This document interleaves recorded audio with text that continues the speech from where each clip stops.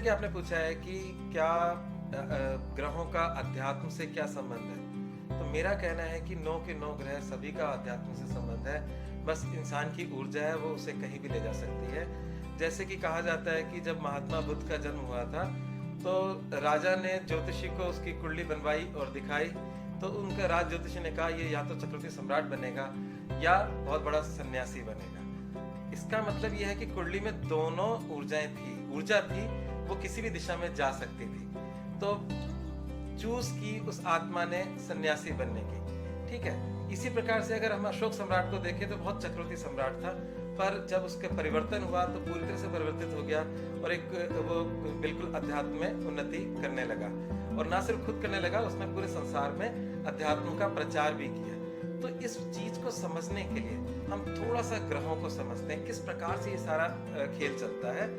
जो हमारा ब्रह्मांड है, ब्रह्मांड में सूर्य है, सूर्य के नजदीक बुध की परिक्रमा है सूर्य के चारों तरफ। उसके बाद जो परिक्रमा करते हैं वो ग्रह है शुक्र। शुक्र के बाद जो ग्रह है वो पृथ्वी है, और पृथ्वी के चारों तरफ चंद्रमा चक्कर लगा रहा है। पृथ्वी के आगे मंगल है, बृहस्पति है और शनि है। इस प्रकार से ये हमारा छोटा सा ब्रह्मांड है जिसके पृथ्वी के हम वासी हैं। तो पृथ्वी पर इन सब का प्रभाव हम पर पड़ रहा होता है, पृथ्वीवासियों पर और पृथ्वी पर। जब हम जो बुध और शुक्र है वो पृथ्वी और सूर्य के मध्य आते हैं, और पृथ्वी और सूर्य से दूर जो ग्रह हैं उन्हें बाह्य ग्रह कहते हैं। इसे मैं दोबारा से समझाता हूँ। सूर्य और पृथ्वी के बीच में बुध और शुक्र आते हैं, और पृथ्वी से आउटर रिंग के अंदर जो आते हैं मंगल, शनि और बृहस्पति आते हैं। यहाँ पर थोड़ा सा समझना होगा, ग्रहों की 3 श्रेणी ली गई है। पहली श्रेणी है सात्विक, दूसरी है राजसिक और तीसरी है तामसिक। सात्विक ग्रह सूर्य, चंद्रमा और बृहस्पति हैं।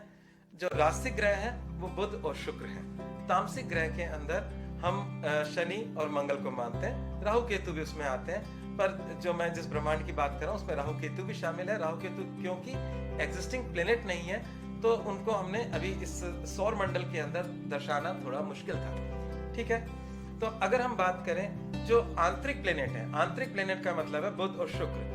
शुक्र कला है, सौंदर्य है।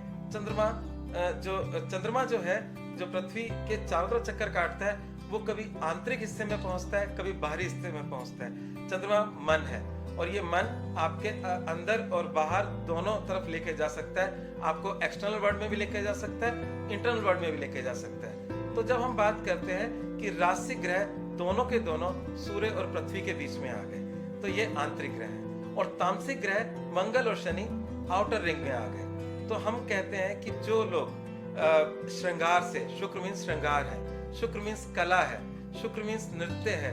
तो जो लोग कला, सौंदर्य, श्रृंगार, जैसे कि मीरा नाची, कृष्ण के दीवानी हुई, जैसे सूरदास वो उनके बाल रूप पे मोहित हो गए और उन्होंने बहुत सारी काव्य रचना की।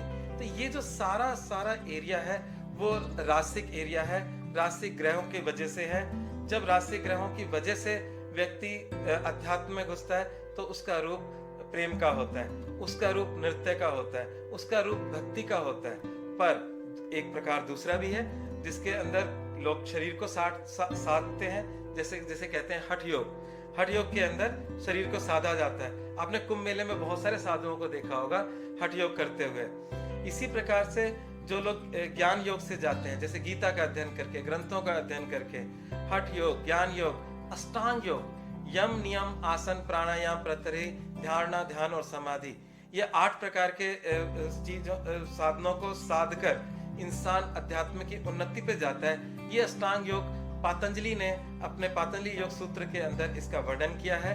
तो इस प्रकार से जो अपने कर्मों के द्वारा, अपने कर्मों को साधने के द्वारा, ध्यान की चरम अवस्था के द्वारा, योग की चरम अवस्था के द्वारा जाता है, तो वहां कहीं ना कहीं एक बड़ा पुरुषार्थ होता है जिसमें मंगल और शनि हठ धर्मिता का कारक है, मंगल यूथफुलनेस का कारक है। तो ये जो बाह्य ग्रह हैं ये इंसान को दूसरे प्रकार से अध्यात्म में लेके जाते हैं। पर सारा खेल मन का है, क्योंकि मन हमें एक्सटर्नल वर्ल्ड में भी लेके जा सकता है, इंटरनल वर्ल्ड में भी लेके जा सकता है। तो ऐसे ही यही ग्रह, राजसिक ग्रह इंसान को भोग विलास में भी लेके जा सकते हैं, और तामसिक ग्रह इंसान को क्रूरता और पाप कर्मों में भी लेके जा सकते हैं। निर्णय आपको लेना है इसीलिए हम लोग कहते हैं वो सत्संग का बहुत महत्व है। जो व्यक्ति सत का संग करे, अच्छे लोगों का संग करे, तो उसको सही मार्ग मिलेगा। तो हमारे ग्रह हमें पाप कर्मों में भी लेके जा सकते हैं, आपको अध्यात्म में भी लेके जा सकते हैं। तो हमारी आत्मा को चुनाव करना है कि हमें किस दिशा में जाना है। हर कुंडली ईश्वर की दृष्टि से ईश्वर को पाने के लिए ही होती है, पर हम उसका चुनाव अपने कर्मों और विवेक के द्वारा गलत दिशा में लेते हैं। तो हम जीवन में खूब कर्म करें और कर्म के साथ सात्विक कर्म करें और उसके साथ हम अध्यात्म का भी रोज अभ्यास करें, तो हम जीवन में पूर्णता को प्राप्त करते हैं।